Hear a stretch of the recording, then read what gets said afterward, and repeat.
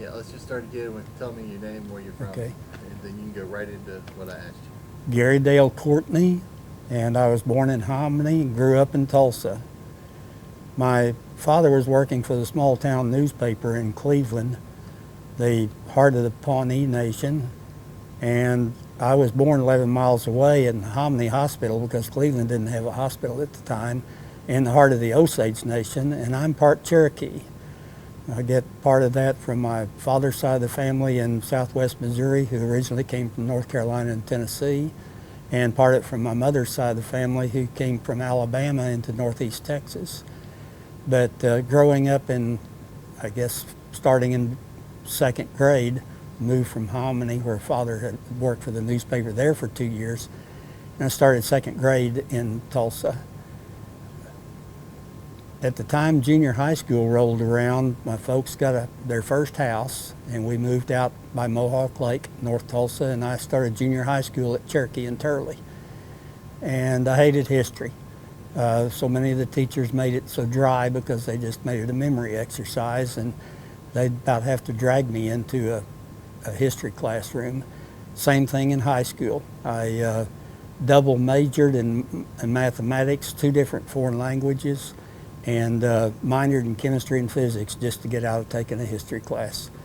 But coming up to 19 years of age, year of college at TU, I started my first job, full-time job at Amarada Petroleum, and I started collecting Civil War guns and swords.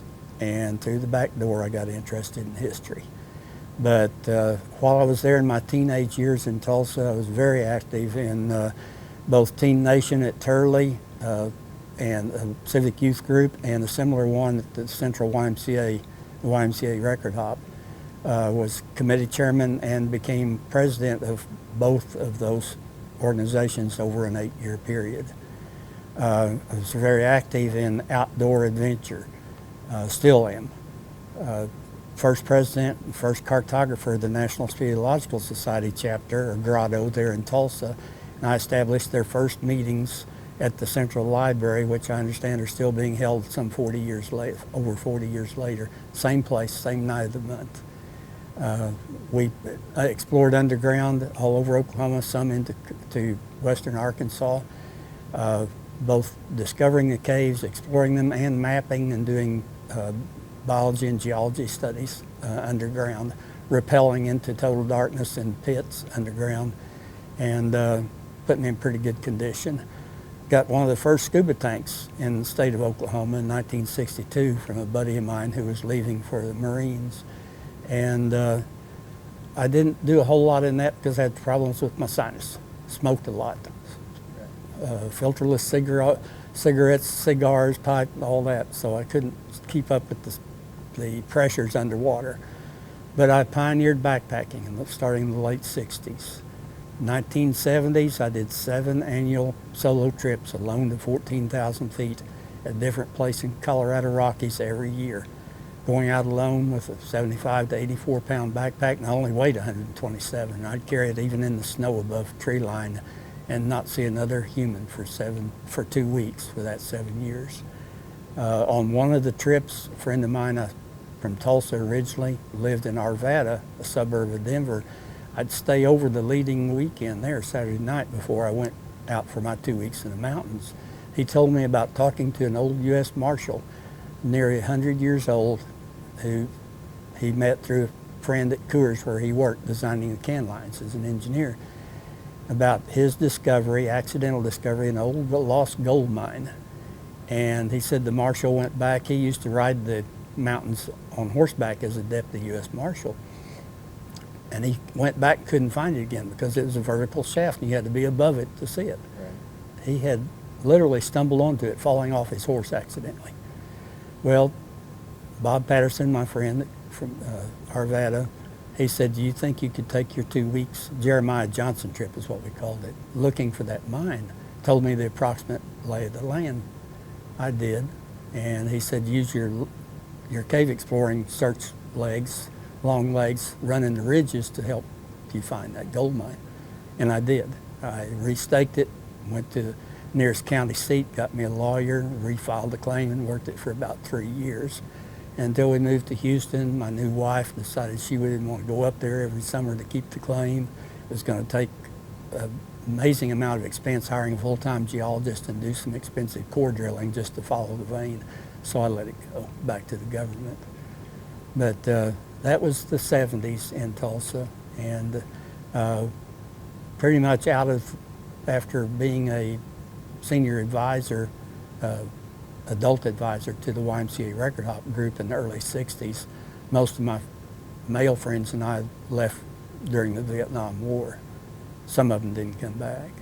But after 8 years of the two civic organizations, I calculated I volunteered over 10,000 hours of volunteer service to those organizations. And at one time even joined at the age of 15 the Civil Air Patrol, but I had so many meetings a week as a teenager I couldn't keep it up. I did teach swimming for a new branch YMCA in Tulsa. My parents were very poor, father legally blind. He never made much money as a printer, but they would chaperone our teenage youth organizations, and they started out in Brownies and Cub Scouts, chaperoning for us.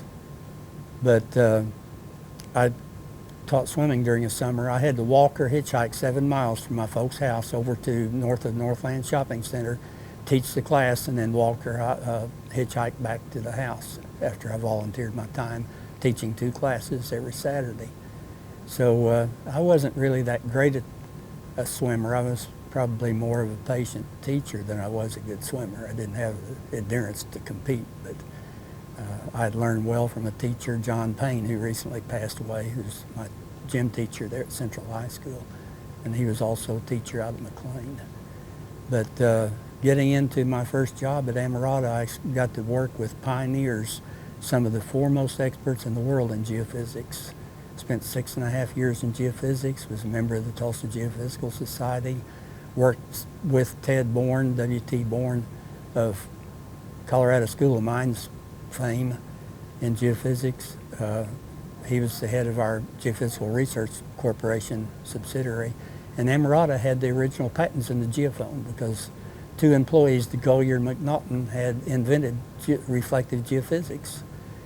And from there, 1967, Amarada had about 600 employees in the 8-story building there at 6th and Denver.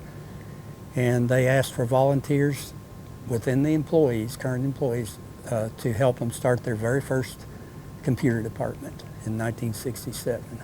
They at that time had 12,000 wells worldwide or more, had about 15 to 20 of their own geophysical crews all the way from Libya to Canada and offshore Louisiana. And I made the mistake of raising my hand and volunteering, which in the military they told me you're not supposed to do that.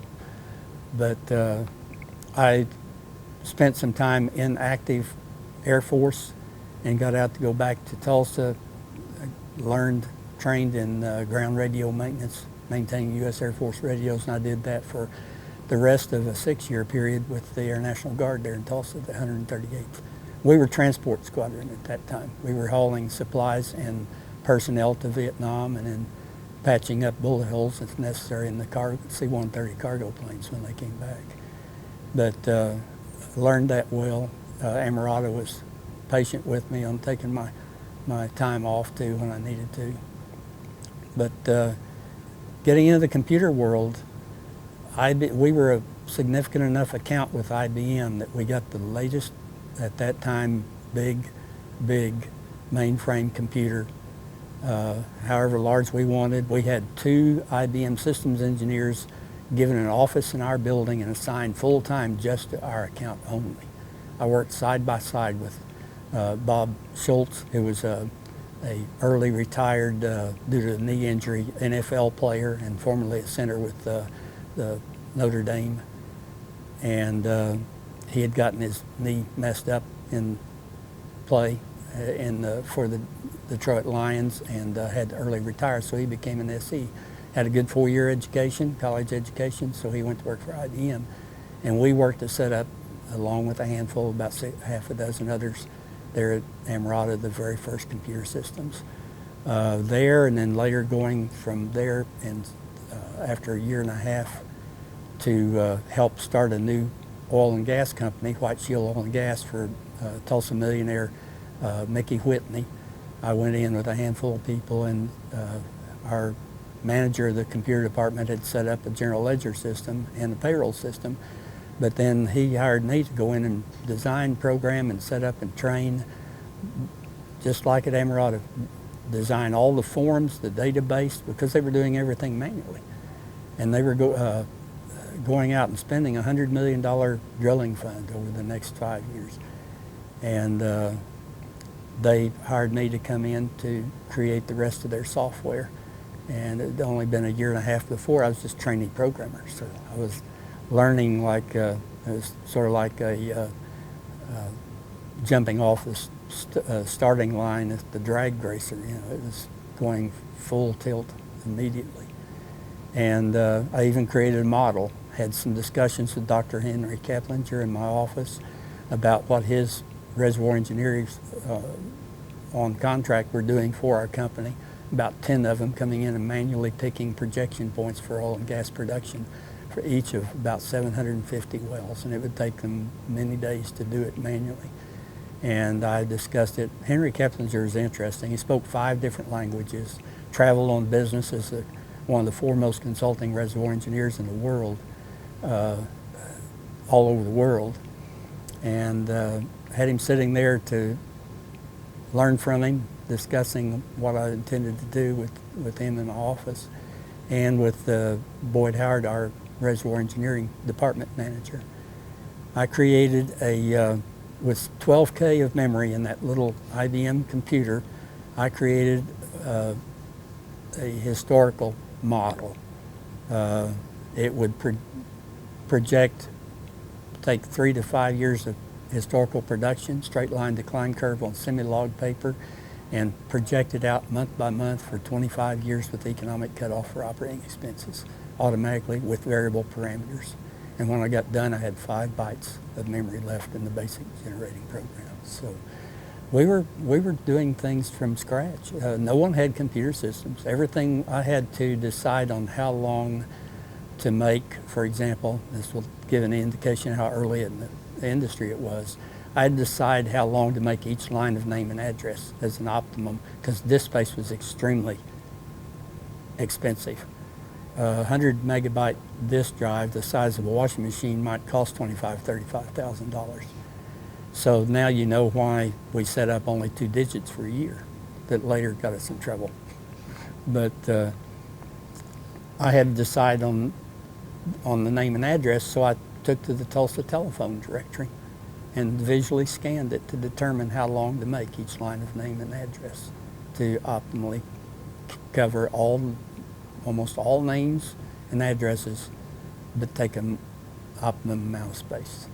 I had to decide how many digits to make a customer and vendor name and address ID, how to set up a payroll system, the basic database for everything from AFE to lease operating expense, and design it from scratch. Design all the pre-printed forms, including checks, accounts payable checks, all the coding forms, everything, and then went over to I went to Cinder Pipe and Supply. Petro Lewis bought out White Shield Oil and Gas in about 1971 or 1972, and I went over to Cinder Pipe and Supply, where our data processing manager went, and he had me follow him over there, and I automated Mr. Henry Zero's entire Big Heart Pipeline subsidiary of Cinder Pipe and Supply, single-handedly. And ran into him and his wife 3 years later after I'd gone down to New Orleans to work for Louisiana Land and Exploration for a couple of years, and saw Mr. Henry. That's what we employees called him. He used to even take me to lunch on Saturdays because he knew how long hours I was working for 8 months to do that project for him. It ended up cranking out 7,000 to 12,000 royalty checks a month 34,000 divisions of interest, 14,000 owners, splitting up 5,000 to 6,000 run ticket sales of oil per month. And he saw me on Barone Street down there where Sooner had a branch, and he and his wife, Ann Zero, took me to a fancy dinner at the plush Roosevelt Hotel as a thank you for what I'd done for his company. But got an offer after working a couple of years for Home Petroleum there, subsidiary of Home Oil Calgary, Canada. I got an offer in New Orleans and moved down there for a couple of years. Decided to go to Houston, where I ended up starting my own company. And from there on, I was, with 1 year of college, I was an advisor and six-figure paid advisor to as a consultant and a project manager for chairman of the board and presidents of some of the most significant, prominent corporations in Houston, nationwide and worldwide corporations, oil and gas and distribution. And that's where I also got another claim to fame. In 1991, after automating Fallon Safety Supply nationwide, some others, to allow them to quadruple in size and their stock to go up over 600%, I was brought in to be a consultant at the recommendation of Houston office of IBM. Multimillionaire had got a multi-billion-dollar Japanese-American company and GE Capital to back him to buy all the aircraft parts, $750 million worth, 28 million parts of Eastern Airlines when they went bankrupt in 1991. And he asked IBM who they could recommend who could handle that magnitude of project. And they recommended me. What they didn't tell me is they were going to require me to work alone for 4 months before they'd allow me to even hire any other consultants, consulting contract people or permanent employees.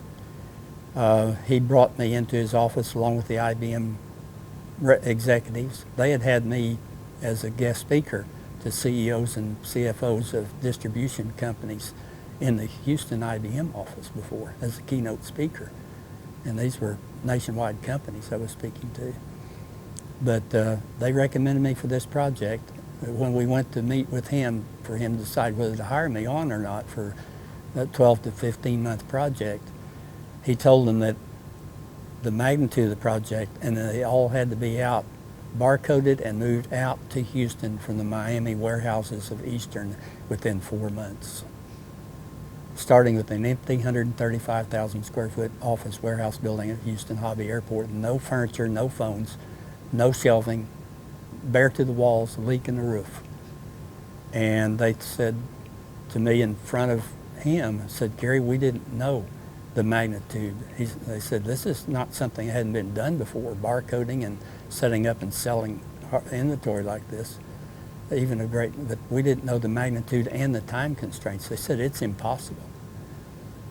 And I told him in front of him, I said, "Well, you just told the wrong person the wrong thing." I said, "Someone told me that on a Mr. Henry Zero project, Sooner Pipe project in Tulsa some years ago."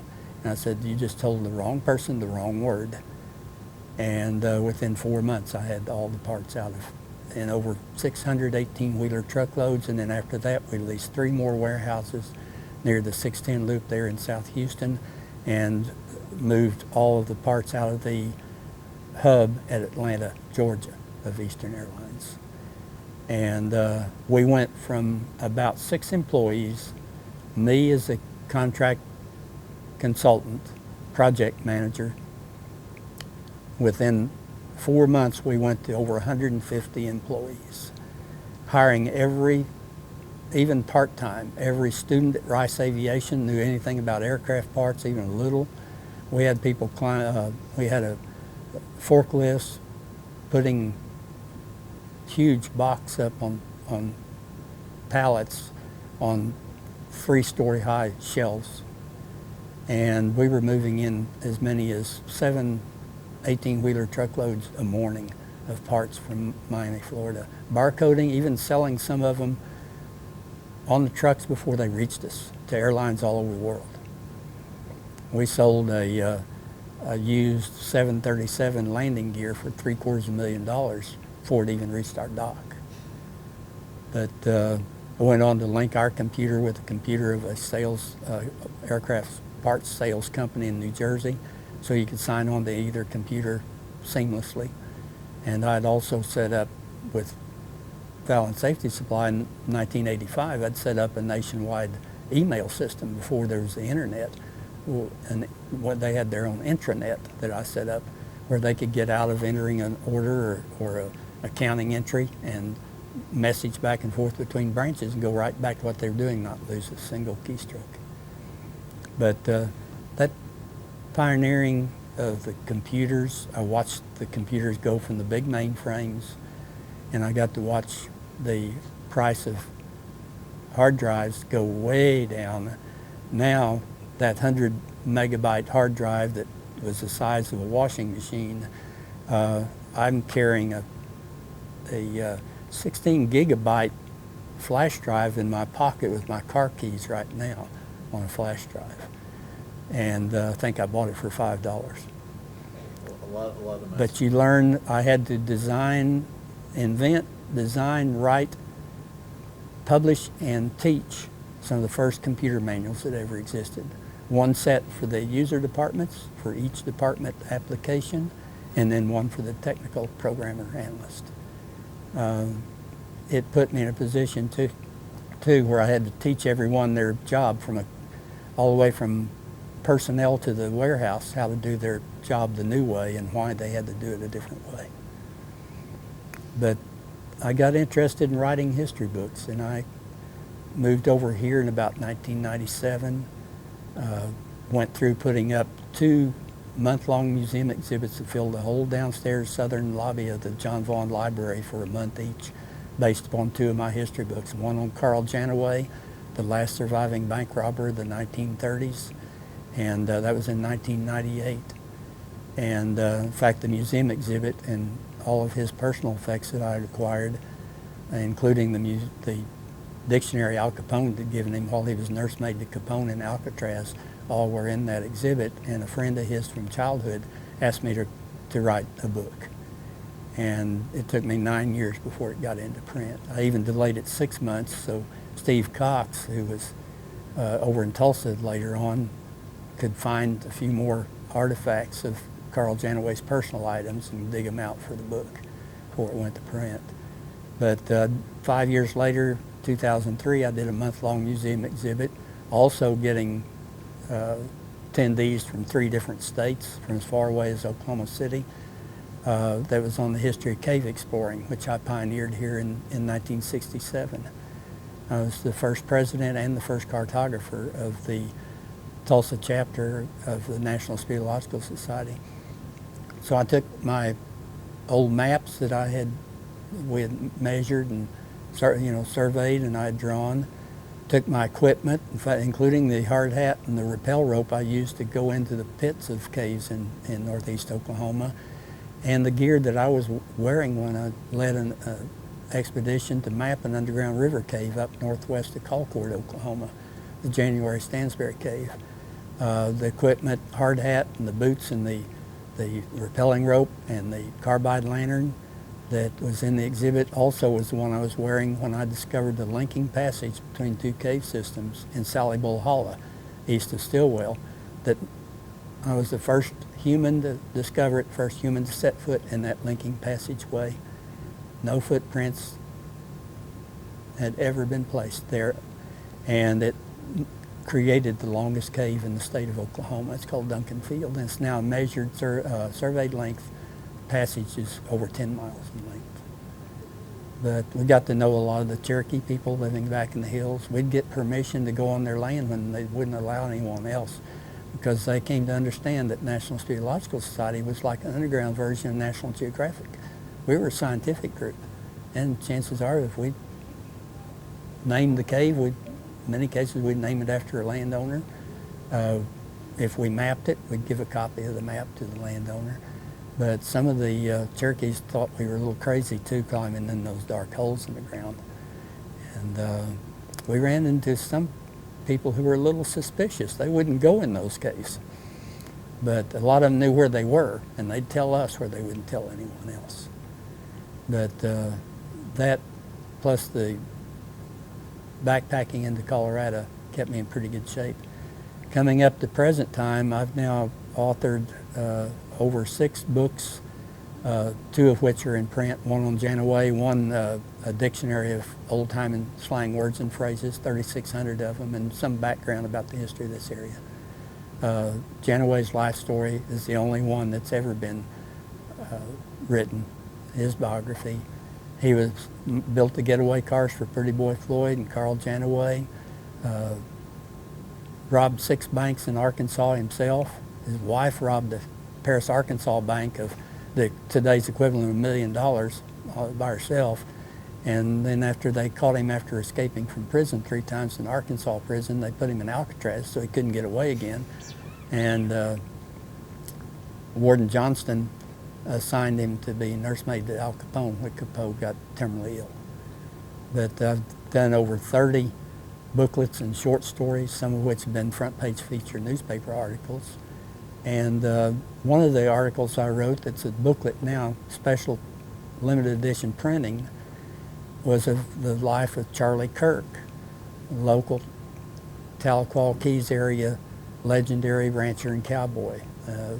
He roped, I guess, about everything there was to be roped, even a wild deer in midair and a 2,000-pound bull buffalo up by Locust Grove.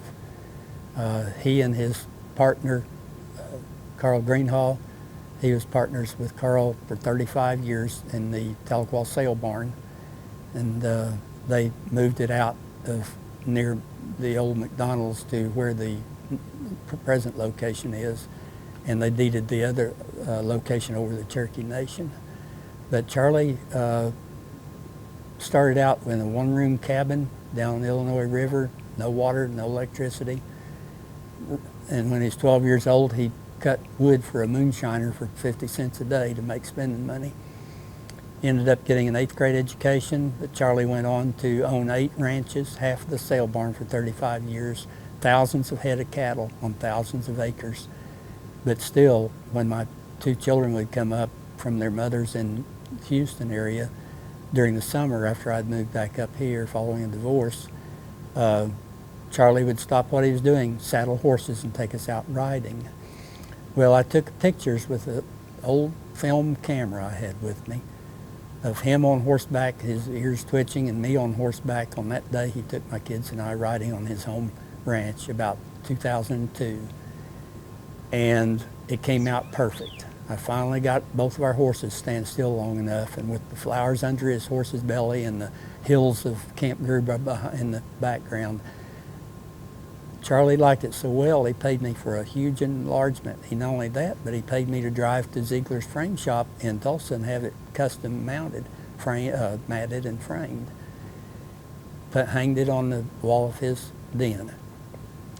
That photograph is the front of my cover of my booklet on Charlie's life. That photograph also went in with a letter nominating him to the Cowboy Hall of Fame at the National Cowboy and Western Heritage Museum in Oklahoma City. And it went in with 101 signatures. They only required 5. Everyone from Herman Minders, who Charlie used to ride with, who owned the Diamond H Ranch, later donated the 6,000-acre ranch to the Boy Scouts, and John Nickel, all had me meet them at Big Red and Keys, came in their blue jeans and pickup to sign that letter for Charlie Kirk, Chief of the Cherokee Nation. Judge Bruce Sewell, District Judge. He had rodeoed with Charlie in the late 40s after he got out of World War II. They all came, wanted to meet me to sign that letter for Charlie. And it's verbatim with all the signatures is in the back of that book on Charlie's life. But when he was murdered a couple of years ago, that picture was hanging on his den when he was shot. When they had his funeral here at the First Baptist Church on the bypass and over 1,000 people showed up parking for half a mile away, they had that that picture of mine that off of Charlie's den wall, sitting on an easel in the middle of the doorway into the sanctuary where everyone attending his services passed on either side of it, and it still had my name as the photographer on a brass plate at the bottom of the frame. So there's mixed emotion, but it's not where I envisioned seeing it placed. But I started to write now the last 6 years since I lost my daughter in an accident. She was an officer aboard a warship for 4 years in the U.S. Navy, got out to get her master's degree at San Diego State, get married and have a family. She was weakened by childbirth. Her husband was still in the Navy in Japan. She fell at home and died. Left a newborn baby boy. Since then, my son has come up from Houston 3 times for an expedition. And we've gone to Southwest Colorado, which I've started writing. I've written a lot about this area around here. My Facebook for over 7 years has been like a magazine. Gary D. Courtney, author. Not author and historian, that's my bio. But just Gary D. Courtney, author. There's over 700 photo album articles, like many magazine articles I've written in there about this area, and now a lot about Colorado. In 2015, 4 years ago, we went up, spent 2 weeks living out of a tent. 1 week in the Sangre de Cristo Mountains in southeast Colorado, resupplying in West Cliff nearby, then went on up, took a trip up to the top of the gondola ride at Monarch Pass and did panorama photography. Then we went on up to spend a week near St. Elmo, the best preserved ghost town in Colorado. We camped right across the creek for a week and went up as far as north as Cottonwood Pass and did panorama photos there. Rediscovered an old gold mine that wasn't on any of our maps like the others were.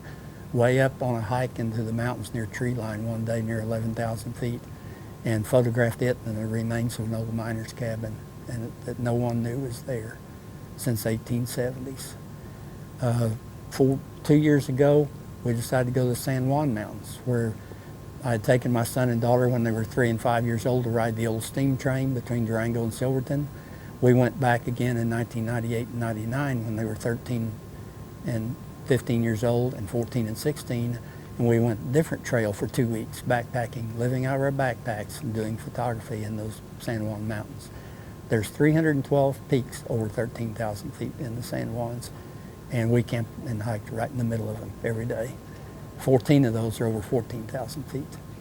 In the one off the steam train, we had the steam train in 1998 drop us off in the middle of the route at the swinging cable bridge. That's all that was there, crossing the roaring rapids of the Anamosa River halfway between Durango and Silverton.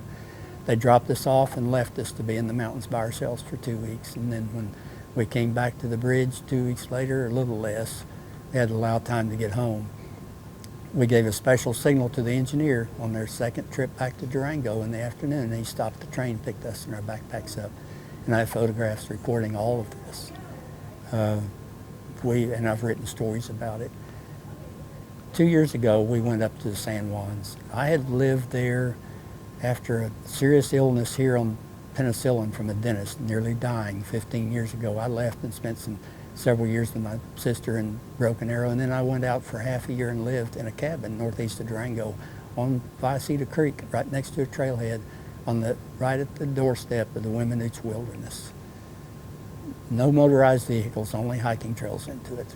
And I lived there, and as a break from writing my books on Oklahoma history, I did a 60-page, 4-level deep online magazine like I'd done here when I was living on Lake Tenkiller for 8 years of the Lake Tenkiller area. And it's still out there, not the Tenkiller one, but the blackhawkpublishing.com is still my rudimentary, simple programmed, 60-page, 4-level deep online magazine, including history of the area, information on the airports and campgrounds, a little bit of everything about that San Juan Mountains area. And after spending half a year there, came back to Oklahoma, and my son and I went out the following year and spent a week up at the Weminuche, up Viacita Creek, backpacking, photographing. But then 2 years ago, we decided to spend a full month in the San Juans. We loaded up. I got the first tent I'd ever purchased that wasn't a backpacking, ultralight, highly expensive Kelty or North Face tent for backpacking. I bought a wall tent, big walk-in tent for a base camp. Still have my Kelty backpacking tent from 19 years ago. Still works fine. Still got my Kelty backpack from 40 some years ago in 1972 when I went out that first year. I still use it. Big external frame pack. Got my first Sierra Designs sleeping bags, 1000 grade down. No 850 stuff. This was pure down. I have 2 of them that I still use.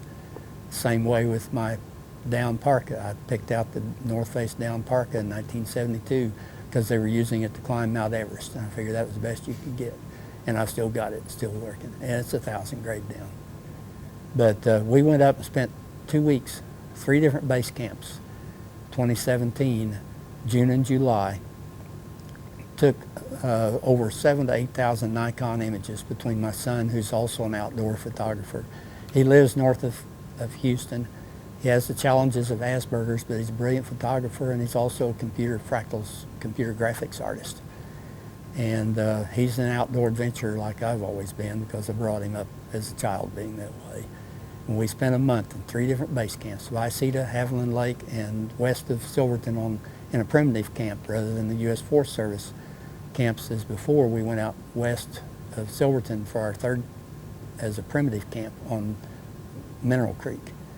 We had bear, deer, moose, mean, dangerous bull moose, black bear, deer, cougar too, rabbit, squirrel, all around our tent. And we went out every day up into from 9,800 foot base camp, we went up every day into those 11,000 to 13,000 foot elevations with our cameras, weather permitting, as long as the lightning wasn't going.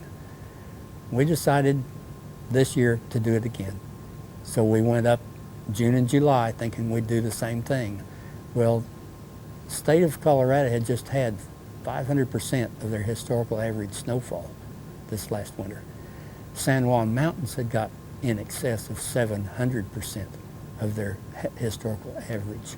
They had hundreds of avalanches. One of the roads we were used to going 2 years before, northeast of Silverton on a graded county road called the Alpine Loop up to Eureka and the Animas Forks. Just past 8 miles away, northeast of Silverton, the road was covered 70 feet deep with an avalanche. These avalanches are so powerful, it's like the power of the river here when I floated the Illinois as a teenager coming out of Tulsa. A lot of people don't respect the power of that water, but a lot of people don't respect the power of an avalanche. It cuts off 100-foot pine trees like a lawnmower cutting grass, and it brings all that debris down the slopes to clog the streams. And in one place this year, we had to even move camp because of the flooding danger of some blockage, temporary damming by avalanche debris upstream from us on South Fork Mineral Creek, threatening to break loose and flood the campground. But we spent our 4 weeks up there, 3 different base camps, all west of Silverton this time, but going as far as Ouray north, I've done many photo album articles now on the San Juans, including one called Places of Interest in the Silverton Area, Finding Places of Interest. And it shows 2 National Geographic Trails Illustrated maps, and then the other 100 images are my photographs, all the way from Ouray, Box Canyon Falls, to the steam train in Durango and Mesa Verde. All the places of interest that people can go. High mountain lakes, waterfalls, old gold mines, gold mine tours, museums, a little bit of everything. Stagecoach ride, that one album on my Facebook magazine covers it all. But the old saying, been there, done that, well, there's photographic proof. But right. That's good. This time I got 6,000 images out of just my camera. But I do panoramas. A lot of my photographs are 2 to 7 or 9 Nikon images spliced together for one picture. So those 6,000 images kind of condensed down a bit too. Yeah, but still, that's all right. I think you covered all the questions I had. That's all my questions.